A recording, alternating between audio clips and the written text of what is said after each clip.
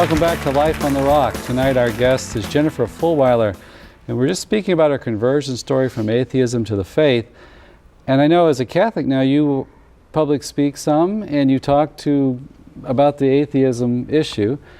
And you said something surprising to me about it's not so much the rational arguments that convert the atheists, which you think they're champions of reason, right? They claim to be. Mm-hmm. What converts the atheists? Well, okay, the answer I give you now is totally different than what I would have said a few years ago, because I was out there, my email inbox is flooded with just heartbreaking stories from people who have loved ones who have drifted away from faith, and they're always asking, what can I do?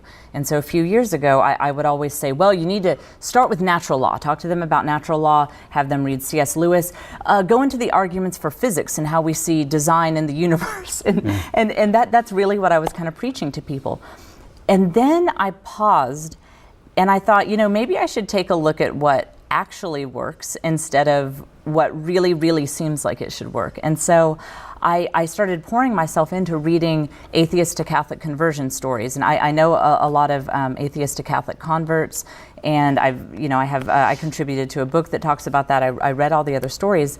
And so I really focused in on what happens in these stories. And it's true that intellectual arguments do play a role, especially if you have someone who is, a very cerebral type person, but it does not play as big of a role as I thought it did. And in every single case, what really brought people home was just, love. It sounds kind of trite, but really, people showing these people the unconditional love of Jesus Christ as opposed to talking about him is what did it. And I realized, it makes sense because no one has ever been argued into a relationship with Jesus Christ. Mm-hmm. That's not how it works. Was that true for you?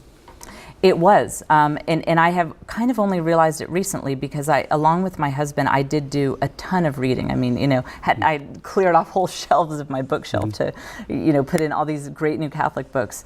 But ultimately, it wasn't until I began to seriously work on humility and being a more loving person, and not that by any means I became a saint or anything, but just trying, trying to just I think the main thing is really humility, to realize that I don't know everything, mm-hmm.